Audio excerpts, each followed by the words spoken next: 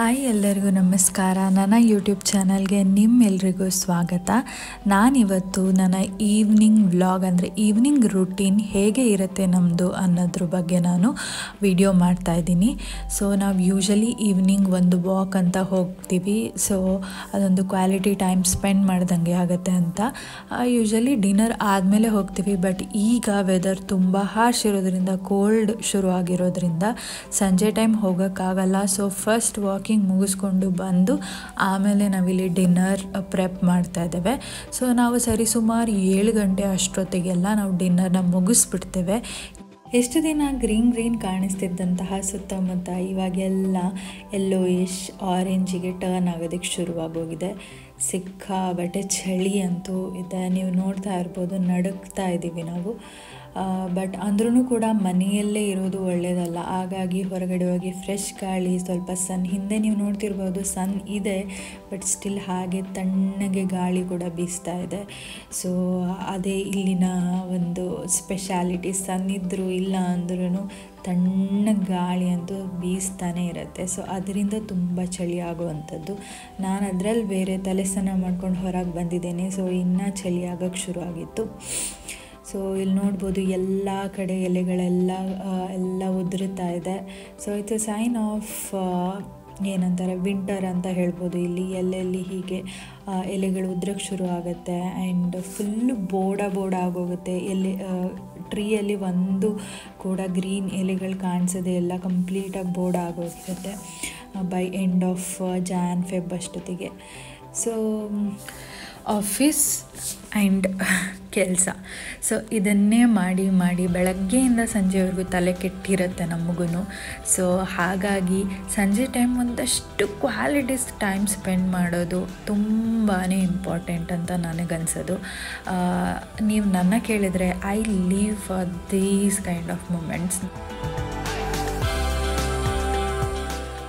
ಕೋಟಿ ಹಣ ಇದ್ರೇನು, ಎಷ್ಟು ಬಂಗ್ಲೋ, ಎಷ್ಟು ಕಾರ್ ಇದ್ರೇನು, ಇಂಥ ಪರ್ಸನ್ ಜೊತೆ, ಕೆಲವೊಬ್ಬರು ನಮ್ಮನ್ನು ಇಷ್ಟಪಡುವಂಥವ್ರ ಜೊತೆ ಒಂದು ಸ್ವಲ್ಪ ಟೈಮ್ ಸ್ಪೆಂಡ್, ಸ್ವಲ್ಪ ನಗು, ಸ್ವಲ್ಪ ನಮಗನ್ಸಿದ್ದನ್ನು ಅವ್ರ ಹತ್ರ ಶೇರ್ ಮಾಡಿಕೊಂಡು ಖುಷಿಯಾಗಿ ಇರೋವಂಥದ್ದು, ಐ ಥಿಂಕ್ ಅದು ರಿಯಲ್ ಹ್ಯಾಪಿನೆಸ್ ಅನ್ನೋದು. ಏನಿದೆ ಅವೆಲ್ಲ ಬೇರೆದೆಲ್ಲ ಅದೆಲ್ಲ ಬರುತ್ತೆ ಹೋಗುತ್ತೆ. But the person and the memories that we have spend together that will last for ever. ನನಗೆ ಈ ಥರ ಮೂಮೆಂಟ್ಸ್ಗಳಿಗೆ ತುಂಬಾ ನನಗಿಷ್ಟ. ನನಗೆ ಬೇರೆ ಏನೂ ಎಕ್ಸ್ಪೆನ್ಸಿವ್ ಗಿಫ್ಟ್ಸ್ಗಳು ಅದೆಲ್ಲ ನಾನು ಯಾವತ್ತೂ ಎಕ್ಸ್ಪೆಕ್ಟ್ ಮಾಡಲ್ಲ. ಬಟ್ ಈ ಥರ ಇಬ್ಬರು ಖುಷಿಯಾಗಿ ನಗ್ತಾ ಇರೋವಂಥದ್ದು ದಿನಗಳು ಯಾವಾಗಲೂ ಮೆಮೊರಿಯಲ್ಲಿ ಉಳ್ಕೊಂಡಿರುತ್ತೆ. ನೀವು ಥಿಂಕ್ ಮಾಡ್ಬೋದು, ಒಂದು ಸ್ವಲ್ಪ ಹಳೆ ನೆನಪುಗಳನ್ನು ಮೆಲುಕು ಹಾಕಿದ್ರೆ ನೀವು ಯಾವ ಎಕ್ಸ್ಪೆನ್ಸಿವ್ ಗಿಫ್ಟ್ ತೊಗೊಂಡಿದ್ದೀರಾ, ಏನು ಮಾಡಿದ್ದೀರಾ ಅನ್ನೋದು ನೆನಪಾಗಲ್ಲ ಯಾವತ್ತೂ. ಬಟ್ ಅದೇ ಟ್ರಿಪ್ಪಿಗೆ ಹೋದಾಗ ನೀವು ಕಳೆದಂತಹ ಮೆಮೊರೀಸ್ಗಳು ನಿಮ್ಮ ಫ್ರೆಂಡ್ಸ್ ಜೊತೆ, ನಿಮ್ಮ ಬಿಲವ್ಡ್ ಒನ್ಸ್ ಜೊತೆ, ಅದು ಫಾರ್ ಎವರ್ ಹಾರ್ಟಲ್ಲಿ ಉಳ್ಕೊಳ್ಳೋವಂಥದ್ದು. ಸೊ ಆದಷ್ಟು ನಿಮ್ಮ ಬಿಲವ್ಡ್ ಒನ್ಸ್ ಜೊತೆ ಟೈಮ್ನ ಸ್ಪೆಂಡ್ ಮಾಡಿ. ಬಿಕಾಸ್ ನಾವು ಅನ್ಕೋಬೋದು ಈ ವರ್ಷ ಏನೋ ಗೋಲ್ ಸೆಟ್ ಮಾಡ್ಕೊಂಡಿರ್ತೀವಿ, because of some reasons okay next ಇಯರ್ಗೆ ಪುಷ್ ಮಾಡ್ತೀವಿ, ಆಮೇಲೆ ಬಿಕಾಸ್ ಆಫ್ ಸಮ್ ರೀಸನ್ಸ್ ಅದ್ರ ನೆಕ್ಸ್ಟ್ ಇಯರ್ಗೆ ಪುಷ್ ಮಾಡ್ತೀವಿ. ಹಿಂಗೆ ನೋಡ್ತಾ ಬ್ಲಿಂಕ್ ಆಫ್ ಎನ್ ಐಯಲ್ಲಿ ನಾವು 50 ವರ್ಷನೇ ರೀಚ್ ಆಗಿಬಿಟ್ಟಿರ್ತೀವಿ. ಸೊ ಏನೂ ಕೂಡ ಮಾಡಲಿಕ್ಕಾಗಲ್ಲ. ಸೊ ಅಂಥ ಸಿಚುವೇಶನ್ಸ್ಗಳು. ಸೊ ಹಾಗಾಗಿ ಪ್ರತಿಯೊಂದು ದಿನವೂ ಅಷ್ಟೇ, leave like it's your last day. So ಅಷ್ಟು ಖುಷಿಯಾಗಿ ಇರಿ. ಹೌದು, ಅಪ್ಸ್ ಆ್ಯಂಡ್ ಡೌನ್ಸ್ ಇರುತ್ತೆ ಲೈಫಲ್ಲಿ. ಎಲ್ಲ ದಿನವೂ ಇಷ್ಟೇ ಖುಷಿಯಾಗಿ ಇರೋದಕ್ಕೆ ಸಾಧ್ಯ ಆಗಲ್ಲ. But if you are stable from inside, outside ವರ್ಲ್ಡಲ್ಲಿ ಏನಾದರೂ ಚೇಂಜಸ್ ಆಗ್ತಿದ್ರು ನಮಗೆ ಅಫೆಕ್ಟ್ ಆಗಲ್ಲ.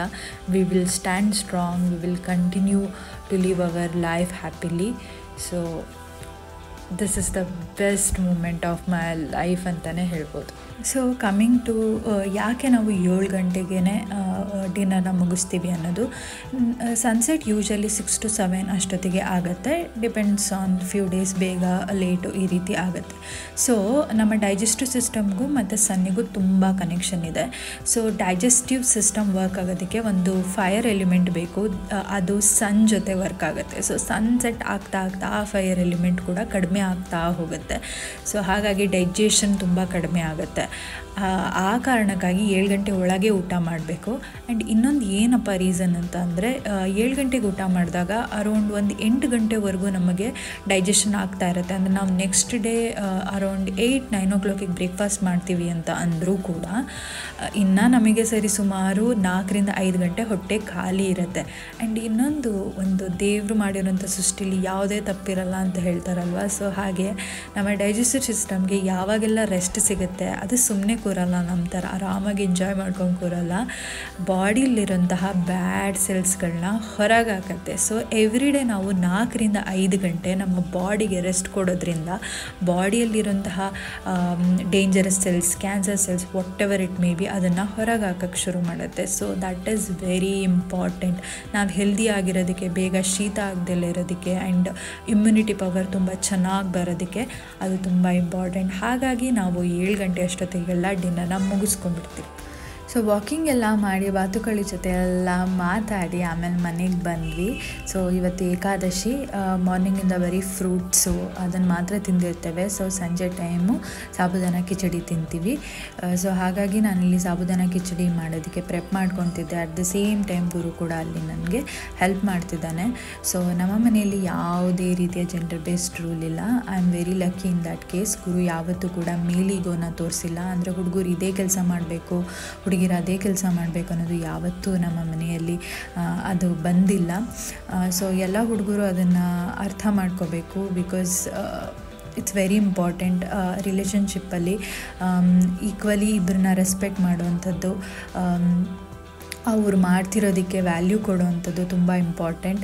ಹೊರಗೂ ಇಬ್ಬರು ಮಾಡ್ತಿದ್ದೀರಾ ಅಂದಮೇಲೆ there is nothing wrong in that, ನೀವು ಒಳಗೆ ಕಾಂಟ್ರಿಬ್ಯೂಟ್ ಮಾಡೋದ್ರಲ್ಲಿ. ಆ್ಯಂಡ್ ಇಬ್ಬರು ಕೂಡ ಎಂಜಾಯ್ ಮಾಡಿಕೊಂಡು ಖುಷಿಯಾಗಿ ನಾವು ಅಡುಗೆ ಮಾಡ್ತೇವೆ. ಸೊ ದಟ್ ಒಬ್ಬರಿಗೆ ಮಾಡ್ತಿದ್ದೀವಿ ಅಂತ ಬೇಜಾರಾಗಲ್ಲ. ಸುಮಾರು ಸಲ ಒಬ್ಬರೇ ಅಡುಗೆ ಮಾಡಬೇಕಾದ್ರೆ ತುಂಬ ಬೇಜಾರಾಗುತ್ತೆ. ಅಯ್ಯೋ ಅಡುಗೆ ಮಾಡಬೇಕಾ ಅಂತ ಅನ್ನಿಸ್ತಿರುತ್ತೆ. ಬಟ್ ಎಲ್ಲರ ಜೊತೆಲಿದ್ದಾಗ ಮಾತಾಡಿಸ್ಕೊಂಡು, ಇವನ್ ಅವ್ರು ಹೆಲ್ಪ್ ಮಾಡಿಲ್ಲ ಅಂದರೂ ಪರವಾಗಿಲ್ಲ, ಬಟ್ ಮಾತಾಡಿಸ್ಕೊಂಡು ಹಾಗೆ ಅದು ಇದು ಇದ್ರೆ ಅದೊಂಥರ ಚೆನ್ನಾಗಿರುತ್ತೆ. ಅಡುಗೆ ಮಾಡಿದ್ದೇ ಗೊತ್ತಾಗಲ್ಲ. ಸೊ ನಾನಿಲ್ಲಿ ಹಸಿ ಶುಂಠಿ ಮತ್ತು ಹಸಿ ಮೆಣಸಿನ್ಕಾಯಿನ ಕಟ್ ಮಾಡಿ ಇಟ್ಕೊಂಡಿದ್ದೀನಿ. ಮತ್ತು ಅಲ್ಲಿ ಗ್ರೌಂಡ್ನಟ್ನು ಕೂಡ ಫ್ರೈ ಮಾಡ್ಕೊತಾ ಇದ್ದೀನಿ. ಮತ್ತು ನಾನಿಲ್ಲಿ ಗುರುಗೆ ಹೇಳ್ಕೊಡ್ತಾ ಇದ್ದೆ ಹೇಗೆ ಸಾಬುದಾನ ಕಿಚಡಿ ಮಾಡೋದು ಅಂತ. ಯಾಕೆ, ವೈ ನಾಟ್? ಪ್ರತಿಯೊಂದು ಥಿಂಗ್ಸ್ಗಳು ಕಲಿಯೋದು ತುಂಬ important. Because all the time ನಾವು ಇದ್ದೇ ಇರ್ತೀವಿ ಅಡುಗೆ ಮಾಡ್ಕೊಡೋದಕ್ಕೆ ಅಂತ ಹೇಳಲಿಕ್ಕಾಗಲ್ಲ. ಸೊ ನಾವು ಹೊರಗಿದ್ದಾಗ ಅವರು ಕೂಡ ಕಾಂಟ್ರಿಬ್ಯೂಟ್ ಮಾಡ್ಬೋದು. ಅವ್ರಿಗೆ ಅಟ್ಲೀಸ್ಟ್ ಅವ್ರಿಗಾದರೂ ಅವ್ರು ಮಾಡ್ಕೋಬೋದು. ಸೊ ಹಾಗಾಗಿ ನಾನೇನಾದರೂ ಅವನಿಗೆ ಗೊತ್ತಿಲ್ಲದಿರೋಂಥ ಡಿಶ್ಗಳನ್ನು ಮಾಡ್ತಾಯಿದ್ರೆ ನಾನು ಅವನಿಗೆ ಇಲ್ಲಿ ನೀಟಾಗಿ ಹೇಳ್ಕೊಡ್ತೇನೆ ಹೆಂಗೆ ಮಾಡೋದು ಏನು ಅಂತ. ಸೊ ಇಲ್ಲಿ ಸಾಬುದಾನ 1 ಕಪ್ಪಿಗೆ 1/4 ಕಪ್ಪಷ್ಟು ನೀರನ್ನು ಬೆಳಗ್ಗೆನೇ ಒಂದು 6-7 ಗಂಟೆ ನೆನೆಸಬೇಕು. ಆವಾಗ ಸ್ಟಿಕ್ಕಿ ಆಗೋಲ್ಲ. ಸ್ವಲ್ಪ ಜಾಸ್ತಿ ನೀರು ಹಾಕಿದ್ರೆ ಸ್ಟಿಕ್ಕಿ ಆಗುತ್ತೆ. ಸೊ ಅದನ್ನು ನಾನಿಲ್ಲಿ ಅವನಿಗೆ ಎಕ್ಸ್ಪ್ಲೇನ್ ಮಾಡ್ತಾಯಿದ್ದೀನಿ. ಆ್ಯಂಡ್ ಫ್ರೈ ಮಾಡಿದ ಕಡಲೆ ಬೀಜನ ನಾನಿಲ್ಲಿ ಗ್ರೈಂಡ್ ಮಾಡ್ಕೊತಾ ಇದ್ದೀನಿ. ಸ್ವಲ್ಪ ಕೋರ್ಸ್ ಗ್ರೈಂಡ್ ಮಾಡಿಕೊಂಡ್ರೆ ಸಾಕು, ತುಂಬ ಪುಡಿ ಆಗಬಾರ್ದು. ಆ್ಯಂಡ್ 1-2 ಆಲೂಗಡ್ಡೆನೂ ಕೂಡ ಬೇಯಿಸ್ಕೊಂಡಿದ್ದಾನೆ. ಅದಕ್ಕೆ ಆಲೂಗಡ್ಡೆ ಹಾಕಿದ್ರೆ ತುಂಬ ಚೆನ್ನಾಗಿರುತ್ತೆ. ಆ್ಯಂಡ್ ಉಪವಾಸ ದಿನ ಬೇರೆ ತರಕಾರಿ ತಿನ್ನಲಿಕ್ಕಾಗೋದಿಲ್ಲ. ಸೊ ಆಲೂಗಡ್ಡೆ ಒಂದೇ ಅಲೋಡ್ಸು.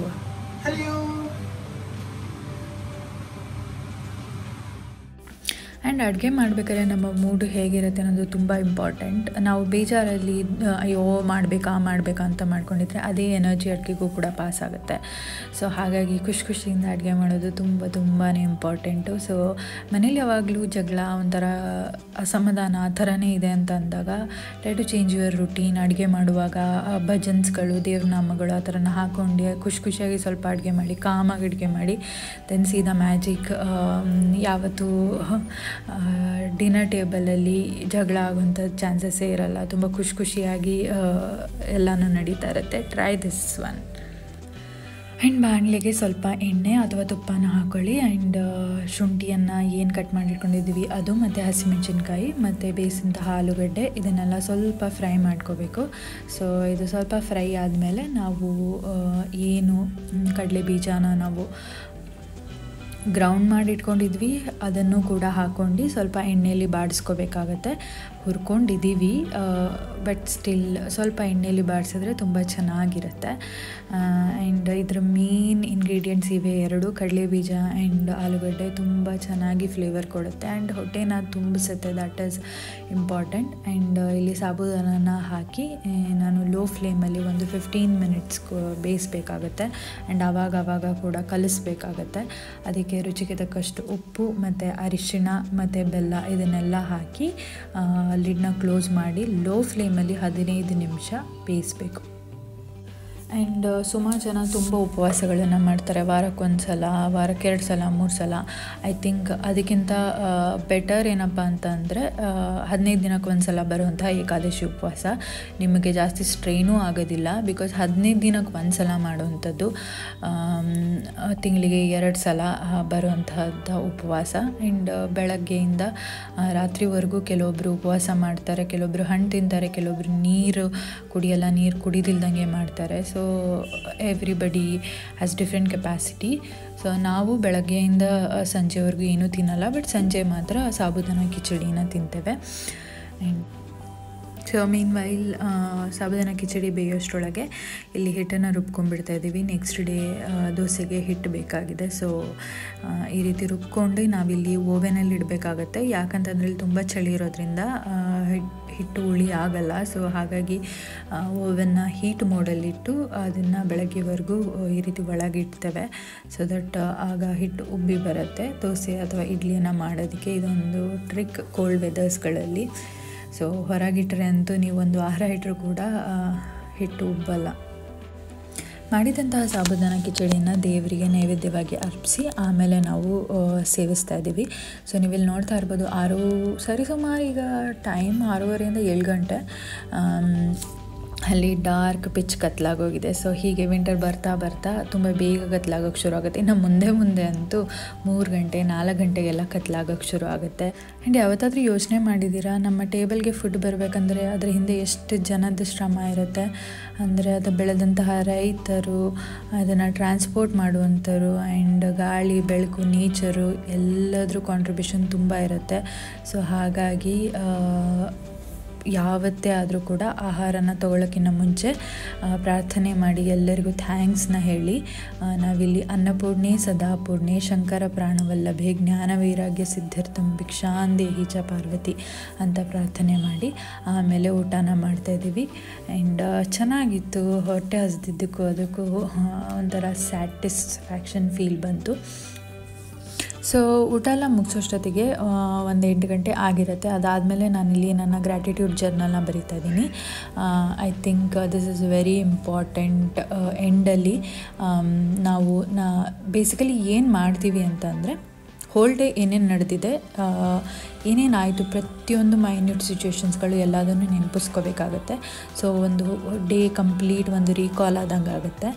ಸೊ ಅದರಲ್ಲಿ ಯಾವುದು ಬೆಸ್ಟ್ 3 ನೀವು ಗ್ರ್ಯಾಟಿಟ್ಯೂಡ್ ಯಾರನ್ನಾದರೂ ಸಲ್ಲಿಸಬೇಕು ಅಂತಿದ್ರೆ, ಸಪೋಸ್ ಯಾರೋ ನಮಗೊಂದು ಹೆಲ್ಪ್ ಮಾಡಿರ್ತಾರೆ, ನಾಟ್ ಈವನ್ ಹೆಲ್ಪ್, ಸಮ್ಟೈಮ್ಸ್ ನಾವು ತುಂಬ ಥಿಂಗ್ಸ್ನ ಟೇಕನ್ ಫಾರ್ ಗ್ರ್ಯಾಂಟೆಡ್ ಮಾಡ್ಕೊಂಡಿರ್ತೀವಿ. ಲೈಕ್ ನಮಗೊಂದು ಒಳ್ಳೆ ಮನೆ ಇದೆ ಇರೋದಕ್ಕೆ, ನೀರು ಕುಡಿಯೋದಕ್ಕೆ. ಸೊ ಆ ಥರ ತುಂಬ ಥಿಂಗ್ಸ್ಗಳಿರುತ್ತೆ, ಅವನ್ನೆಲ್ಲ ಮರ್ತೇ ಬಿಟ್ಟಿರ್ತೀವಿ. ಸೊ ಆ ಥರ ಯಾವುದಾದ್ರೂ ಒಂದು 3 ಗ್ರ್ಯಾಟಿಟ್ಯೂಡ್ ನಿಮಗೆ ಸಲ್ಲಿಸಬೇಕು ಅಂತ ನಿಮಗೆ ಅನ್ನಿಸ್ತಾ ಇರೋದು ಅವತ್ತಿನ ಡೇದು, ಅದನ್ನು ಇಲ್ಲಿ ಬರೀತೇನೆ. ನಂತರ ಏನು ಆಗಬೇಕು ಮುಂದೆ ಅನ್ನೋದು ಗೋಲ್ ಇದೆ 2. ಸೊ ಅದನ್ನು ಆಗಿದೆ ಅಂತ ಅಂದ್ಕೊಂಡು ಬರಿಬೇಕು. ಸಪೋಸ್ ನಾನಿಲ್ಲಿ ಏನೋ ಒಂದು ಫಾರಿನಲ್ಲಿ ಸೆಟಲ್ ಆಗಬೇಕು ಅಂತ ನಿಮ್ಮ ಆಸೆ ಇದೆ ಅಂದ್ಕೊಳ್ಳಿ. ನಾನಿಲ್ಲಿ ಈ ಪ್ಲೇಸಲ್ಲಿ ನಾನು ಸೆಟಲ್ ಆಗಿದ್ದೀನಿ, ಈ ಜಾಬ್ ತೊಗೊಂಡಿದ್ದೀನಿ. ಸೊ ಈ ರೀತಿ ಆ ಥರ 2 ಪಾಯಿಂಟ್ಸ್ಗಳನ್ನ ಬರಿಬೇಕಾಗುತ್ತೆ. ಎವ್ರಿ ಡೇ ಡೇಟ್ ಹಾಕಿ ಈ ಥರ 3 ಗ್ರ್ಯಾಟಿಟ್ಯೂಡ್ಸ್ ಆ್ಯಂಡ್ 2 ನಮ್ಮ ಗೋಲ್ಸ್ಗಳು ಆಗಿದೆ ಅಂತ ಬರೆಯೋದು. ಸೊ ಇದನ್ನು ನಾನು ಫಾಲೋ ಮಾಡ್ತೀನಿ. ಇದರಿಂದ ಏನು ಹೆಲ್ಪ್ ಆಗುತ್ತೆ ಅಂತ ಕೇಳಿದರೆ, ನೀವು ಒಂದೊಂದು ದಿನ ಹೆಂಗೆ ಅನಿಸುತ್ತೆ ಅಂತಂದರೆ, ನಮಗೆ ಓಕೆ ಇವತ್ತು ಡೇ ಚೆನ್ನಾಗೇ ಇರಲಿಲ್ಲ, ಏನೂ ಒಳ್ಳೆಯದೇ ಆಗಲಿಲ್ಲ ಅನಿಸುತ್ತೆ. ಬಟ್ ದ ಮೂಮೆಂಟ್ ನೀವು ಅಲ್ಲಿ ಆ ಬುಕ್ಕಲ್ಲಿ ಬರೆಯೋದಕ್ಕೆ ಶುರು ಮಾಡಿದ್ರೆ, ಯು ಫೀಲ್ ಗುಡ್. ಓಕೆ ಇಷ್ಟೆಲ್ಲ ಒಳ್ಳೆಯದಾಗಿದೆಯಾ ನನಗೆ ಇವತ್ತು ಅಂತ.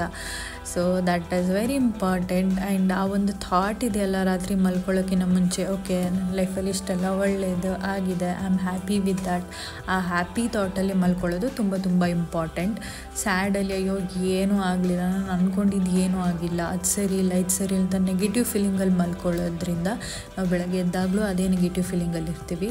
ಸೊ ಹಾಗಾಗಿ ರಾತ್ರಿ ಮಲ್ಕೋಬೇಕಾದ್ರೆ ಒಂದು ಪಾಸಿಟಿವಿಟಿಯಿಂದ ಮಲ್ಕೋಬೇಕು. ಅದಕ್ಕೆ ಹೆಲ್ಪ್ ಮಾಡೋವಂಥದ್ದು ಈ ಗ್ರ್ಯಾಟಿಟ್ಯೂಡ್ ಥಿಂಗ್. ಆ್ಯಂಡ್ ನಮಗೊಂದು ಸ್ಯಾಟಿಸ್ಫೈಡ್ ಲೈಫ್ನ ಲೀಡ್ ಮಾಡೋದಕ್ಕೆ ಹೆಲ್ಪ್ ಮಾಡುತ್ತೆ. ಅಂತಂದರೆ ಯಾವಾಗಲೂ ನನ್ನ ಹತ್ರ ಏನೂ ಇಲ್ಲ ಏನೂ ಇಲ್ಲ ಏನೂ ಇಲ್ಲ ಅಂತ ಕೊರಗಾಡೋವಂಥವ್ರು ತುಂಬ ಜನ ಇರ್ತಾರೆ, ನೀವು ಅಬ್ಸರ್ವ್ ಮಾಡ್ಬೋದು. ಬಟ್ ಇದನ್ನು ಬರಿತಾ ಇದ್ದಾಗ ಓಕೆ ನನ್ನ ಹತ್ರ ಇಷ್ಟೊಂದಿದೆ, ಇಷ್ಟೊಂದು ಜನ ನನಗೆ ಹೆಲ್ಪ್ ಮಾಡ್ತಿದ್ದಾರೆ, ಇಷ್ಟೊಂದು ಫೆಸಿಲಿಟಿಗಳು ನನ್ನ ಲೈಫಲ್ಲಿದೆ, ಆದರೂ ನಾನು ಯಾಕಂಗೆ ಕೊರಗಾಡ್ತಿದ್ದೀನಿ. ಸೊ ಐ ಆಮ್ ಹ್ಯಾಪಿ, ಏನೇನಿದೆ ಅದರಲ್ಲೆಲ್ಲ ನಾನು ತುಂಬ ಹ್ಯಾಪಿಯಾಗಿದ್ದೀನಿ. So once you are happy then only ನೀವು ಇನ್ನೂ ಜಾಸ್ತಿ ಹ್ಯಾಪಿನೆಸ್ನ ಅಟ್ರ್ಯಾಕ್ಟ್ ಮಾಡೋದಕ್ಕೆ ಸಾಧ್ಯ. ಅಂತ ಅಂದರೆ ಯಾವಾಗಲೂ ಬೇಜಾರಾಗಿ ಕೊರಗಾಡ್ತಿದ್ರೆ ಅದು ನೆಗೆಟಿವಿಟಿನೇ ಇನ್ನೂ ಜಾಸ್ತಿ ತೊಂದರೆಗಳಾಗುತ್ತೆ ಹೊರತು ಒಳ್ಳೆಯದಾಗಲ್ಲ. ಸೊ ಹಾಗಾಗಿ ಇದೊಂದು ಸಣ್ಣ ಆ್ಯಕ್ಟ್ ಬಟ್ ತುಂಬ ದೊಡ್ಡ ಇಂಪ್ಯಾಕ್ಟ್ ಕೊಡುತ್ತೆ. ಸೊ ಇದು ವರ್ಷದ್ದು ಒಂದು ಡೈರಿ ಥರ ಇರುತ್ತೆ. ಬ್ರೈಡ್ ಸೈಡ್ ಜರ್ನಲ್ ಅಂತ ಒಂದು ಬುಕ್ ಇದೆ. ಸೊ ಅವ್ರ ಹತ್ರ ನಾನು ತೊಗೊಂಡಿದ್ದಂತು. ನಾನು ವರ್ಷ ಅದನ್ನು ಪರ್ಚೇಸ್ ಮಾಡ್ತೀನಿ. I will try my best ಅದನ್ನು ಫಿಲ್ ಮಾಡೋದಕ್ಕೆ. ಸಮ್ ಡೇಸ್ ಹೌದು ಆಗಲ್ಲ. ಇದನ್ನು ಬೆಡ್ ಸೈಡ್ ನಿಮ್ಮ ಯಾವುದಾದ್ರೂ ಟೇಬಲ್ ಇದ್ದರೆ ಅಲ್ಲಿ ಇಟ್ಕೊಳ್ಳಿ. ಆವಾಗ ಈಸಿಯಾಗಿ ಇವನ್ ಟಯರ್ಡ್ ಆಗಿದ್ರು ಏನೇ ಆಗಿದ್ರು ನೀವು ಅದನ್ನು ಬರೆಯೋದಕ್ಕೆ ಟ್ರೈ ಮಾಡ್ತೀರಾ. ಸೊ ನನಗಂತೂ ಇದರಿಂದ ತುಂಬ ಬೆನಿಫಿಟ್ ಆಗಿದೆ. ಸೊ ಗ್ರ್ಯಾಟಿಟ್ಯೂಡ್ ಜರ್ನಲ್ನ ಬರೆದಾದ್ಮೇಲೆ ನಾನಿಲ್ಲಿ ಒಂದಷ್ಟು ಪಾಸಿಟಿವ್ ವರ್ಡ್ಸ್ಗಳು ಡೇನ ಬರೆದ್ಬಿಟ್ಟು ಒಂದು 8 to 9 ಪಾಯಿಂಟ್ಸ್ ನನಗೆ ನಾನೇ ಹೇಳ್ಕೊತೀನಿ. ಬರಿತಾ ಮನಸ್ಸಲ್ಲಿ ಅದನ್ನು ಹೇಳ್ಕೊತೀನಿ. For example, I am a powerful soul, I am always stable and calm. Third one is I am always happy. Fourth is I am fearless and confident. Fifth is I always take quick and corrective action. Sixth is I am perfect and healthy. And seventh is I accept people and people accepts me and my relationship with everyone is beautiful. And ಸುಮಾರು ಜನ ಕೇಳ್ಬೋದು ಇವಾಗ, so ಇದನ್ನೆಲ್ಲ ಮಾಡೋದ್ರಿಂದ ಏನು use, ಯಾಕೆ ಮಾಡಬೇಕು ಅಂತ ಕೇಳ್ಬೋದು. ಸೊ ನಾವು ಹುಟ್ಟಿದಾಗಿಂದ ಸುಮಾರು ಒಂದು 20-25 ವರ್ಷ ಅಂತ ಅಂದ್ಕೊಳ್ಳಿ. ಸೊ ಅವಾಗಿಂದನೂ ಕೂಡ ಕೆಲವೊಂದು ಥಾಟ್ಸ್ಗಳು ನಮ್ಮ ಮೈಂಡಲ್ಲಿ ವೈರ್ ಆಗಿಬಿಟ್ಟಿರುತ್ತೆ. ಸೊ ಫಾರ್ ಎಕ್ಸಾಂಪಲ್, ಇವನಿಗೆ ಕಾನ್ಫಿಡೆನ್ಸೇ ಇರೋಲ್ಲ, ಇವನು ಯಾವಾಗಲೂ ಸಿಟ್ಟು ಮಾಡ್ಕೊತಾನೆ, ಇವನು ತುಂಬ ಹೆದರ್ತಾನೆ, ಈ ಥರ ಕೆಲವೊಂದು ಲೇಬಲ್ಸ್ಗಳು ನಮ್ಮ ಮೈಂಡಲ್ಲಿ ಫಿಕ್ಸ್ ಆಗಿಬಿಟ್ಟಿರುತ್ತೆ. ಸೊ ಅದನ್ನೇ ನಾವು ನಿಜ ಅಂತ ಅಂದ್ಕೊಂಡ್ಬಿಟ್ಟಿರ್ತೀವಿ. ನಿಜವಾಗ್ಲೂ ಹೇಳಬೇಕು ಅಂತಂದರೆ ಪ್ರತಿಯೊಬ್ಬರೂ ಕೂಡ ಅವರ ಸ್ಟ್ರಾಂಗೆಸ್ಟ್ ಪ್ರತಿಯೊಂದರಲ್ಲೂ ಫಸ್ಟ್ ಬರುವಂತಹ ಒಂದು ಇದರಿಂದಾನೇ ಹುಟ್ಟಿರೋದು. ನಾವೆಲ್ಲ ಪವರ್ಫುಲ್ ಸೋಲ್ ಆಗಿದ್ದೀವಿ. ಬಟ್ ಈ ಜನಗಳು ಮಾತಾಡೋದು ಆ್ಯಂಡ್ ಕೆಲವೊಂದು ಇದನ್ನು ನಾವು ಅಂದ್ಕೊಂಡ್ಬಿಟ್ಟಿದ್ದೀವಿ, ಯಾಕಂದರೆ ನಾವು ಅದೇ ಅಂತ. ಅದನ್ನು ರೀವೈರ್ ಮಾಡಬೇಕು, ಅದನ್ನು ಚೇಂಜ್ ಮಾಡಬೇಕು. ಆ್ಯಂಡ್ ನಾವು ಪರ್ಫೆಕ್ಟ್ ಆಗಿದ್ದೀವಿ, ಹೆಲ್ದಿ ಆಗಿದ್ದೀವಿ ಅಂತ ನಾವು ಆ ಥಾಟ್ನ ಕ್ರಿಯೇಟ್ ಮಾಡಿದಾಗ ನಮ್ಮ ಮೈಂಡ್ ಥಿಂಕ್ ಮಾಡುತ್ತೆ, ಓಕೆ ಇದು ನಿಜ, ಇವಳು ಹೆಲ್ದಿ ಆಗಿದ್ದಾಳೆ, ಇವಳು ಹ್ಯಾಪಿ ಆಗಿದ್ದಾಳೆ ಅಂತ. ಅದು ಒಂದು ಪಾಸಿಟಿವ್ ಥಾಟ್ನ ತೊಗೊಂಡು ಅದೇ ಥರ ನಮ್ಮ ಬಾಡಿ ವರ್ಕ್ ಆಗೋಕ್ಕೆ ಶುರು ಆಗುತ್ತೆ. ನೀವು ಪಾಸಿಟಿವ್ ಆಗಿ ಹೇಳಿದರೆ ಪಾಸಿಟಿವ್ ಆಗಿ ವರ್ಕ್ ಆಗುತ್ತೆ, ನೆಗೆಟಿವ್ ಥಿಂಗ್ಸ್ನ ಫೀಡ್ ಮಾಡಿದ್ರೆ ನೆಗೆಟಿವ್ ಆಗಿ ವರ್ಕ್ ಆಗುತ್ತೆ. So it's up to you, ನೀವು ಯಾವುದನ್ನು ತೊಗೋಬೇಕು ಅಂತಿದ್ದೀರಾ. ಸೊ ನಾನು ಇದೇನು ರುಟೀನ್ ಫಾಲೋ ಮಾಡ್ತಾ ಇದ್ದೀನಲ್ಲ ಅದನ್ನು 7-8 ರೂಲ್ ಅಂತ ಅಂತಾರೆ. ಅಂದರೆ 7 ಗಂಟೆಗೆ ನಮ್ಮ ಡಿನ್ನರ್ನ ಮುಗಿಸೋದು, 8 ಗಂಟೆಗೆ ಮೊಬೈಲ್ನ ಆಫ್ ಮಾಡೋವಂಥದ್ದು, 9 ಗಂಟೆಗೆ ಮಲಗುವಂಥದ್ದು. ಸೊ ನಾವು ಇನ್ಸ್ಟೆಡ್ ಆಫ್ ಮೊಬೈಲ್ನ ಸ್ಕ್ರಾಲ್ ಮಾಡಿಕೊಂಡು ಕೂರೋ ಬದಲು ನಾನಿಲ್ಲಿ ಬುಕ್ಕನ್ನು ಓದೋದಕ್ಕೆ ಪ್ರಿಫರ್ ಮಾಡ್ತೀನಿ. ಆ್ಯಂಡ್ ನನಗೆ ಮೋಟಿವೇಶನ್ ಸಿಗೋದು ಈ ರುಟೀನ್ನ ಫಾಲೋ ಮಾಡೋದಕ್ಕೆ. ಈ ರೀತಿ ಹೆಚ್ಚೆಚ್ಚಾಗಿ ಬುಕ್ಸ್ಗಳನ್ನು ಓದ್ತಾ ಇದ್ದರೆ ದೇಶ ಸುತ್ತಿ ನೋಡು ಅಥವಾ ಕೋಶ ಓದಿ ನೋಡು ಅಂತಲೇ ಗಾದೆನೇ ಇದೆ. ಸೊ ಹಾಗಾಗಿ ನನಗೆ ಈ ಥರ ಸೆಲ್ಫ್ ಹೆಲ್ಪ್ ಬುಕ್ಸ್ಗಳನ್ನು ಓದೋದಕ್ಕೆ ತುಂಬ ಇಷ್ಟ. ಮತ್ತು ಸುಮಾರು ಜನ ನನಗೆ ಕೇಳಿದರು, ನೀವು ಹೇಗೆ 4 ಗಂಟೆ 5 ಗಂಟೆಗೆ ಎದ್ದೊಳ್ಳೋದಕ್ಕೆ ಸಾಧ್ಯ ಅಂತ. ಅದಕ್ಕೆ ಕಂಪ್ಲೀಟ್ ಕ್ರೆಡಿಟ್ಸ್ ಹೋಗೋದು ನಾವು ಹಿಂದಿನ ದಿನ ಹೇಗೆ ನಮ್ಮ ರೂಟೀನ್ನ ಫಾಲೋ ಮಾಡಿದ್ವಿ ಅಂತ. ನೈಟ್ ನೀವು 7-8 ರೂಲ್ನ ಫಾಲೋ ಮಾಡಿದ್ರೆ ಬೈ 12 o'clock ನೀವು ತುಂಬ ಡೀಪ್ ಸ್ಲೀಪಿಗೆ ಹೋಗ್ತೀರಾ. ಆ್ಯಸ್ ಪರ್ ಸ್ಟಡಿ 12 to 2 ನಾವೇನಾದರೂ ಡೀಪ್ ಸ್ಲೀಪ್ ಮಾಡಿದರೆ ಮಾರ್ನಿಂಗ್ ಬ್ರಹ್ಮ ಮುಹೂರ್ತ ಟೈಮಲ್ಲಿ ಎದ್ದೊಳ್ಳೋಂಥಕ್ಕೆ ತುಂಬ ಕಷ್ಟಪಡೋ ಅವಶ್ಯಕತೆ ಇಲ್ಲ. ಬೇಕಾದಾಗ ಅಂದರೆ ಅಲಾರಾಮ್ ಹೊಡೆಯೋ ಮುಂಚೆನೇ ಕೂಡ ನಮಗೆ ಎಚ್ಚರ ಆಗುತ್ತೆ. ಆ್ಯಂಡ್ ನಮಗೆ ಅಯ್ಯೋ ಎದ್ದೊಳ್ಬೇಕಾ ಲೇಝಿ ಅಂತ ಅನ್ನಿಸ್ತು, ಇನ್ನೊಂದು ಸ್ವಲ್ಪ ನಿದ್ದೆ ಮಾಡೋಣ, ಇವತ್ತು ಬೇಡ ನಾಳೆಯಿಂದ ಮಾಡೋಣ, ಈ ಥರ ಬರುವಂಥ ಥಾಟ್ಗಳು ಎಲ್ಲದು ನಿಂತೋಗುತ್ತೆ. ಸೊ ಹಾಗಾಗಿ ಯಾರೆಲ್ಲ ಬೆಳಗ್ಗೆ ಬೇಗ ಎದ್ದೇಳೋದಕ್ಕೆ ಟ್ರೈ ಮಾಡ್ತಿದ್ದಾರೋ ಅವರೆಲ್ಲ ಹಿಂದಿನ ದಿನ ನಿಮ್ಮ ಈವ್ನಿಂಗ್ ರುಟೀನ್ನ ಸರಿ ಮಾಡ್ಕೊಳ್ಳಿ. That is the most important thing. ಅದನ್ನು ಸರಿ ಮಾಡಿಕೊಂಡ್ರೆ ಸಾಕು, ನೀವು ನೆಕ್ಸ್ಟ್ ಡೇ ಆರಾಮಾಗಿ ಎದ್ದೇಳ್ಬೋದು. ಸೊ ಇದಾಗಿತ್ತು ನನ್ನ ಈವ್ನಿಂಗ್ ರುಟೀನ್ ವ್ಲಾಗ್. ಹೋಪ್ಸೋ ನಿಮಗೆಲ್ಲ ಇಷ್ಟ ಆಗಿದೆ ಅಂತ ನಾನು ಭಾವಿಸ್ತಾ ಇದ್ದೀನಿ. ಇದೇ ಥರ ಹೆಚ್ಚೆಚ್ಚು ವಿಡಿಯೋದೊಂದಿಗೆ ನಾನು ನಿಮ್ಮ ಮುಂದೆ ಬರ್ತೇನೆ. ಅಲ್ಲಿ ತನಕ I am Arpita Telkar signing off. Bye.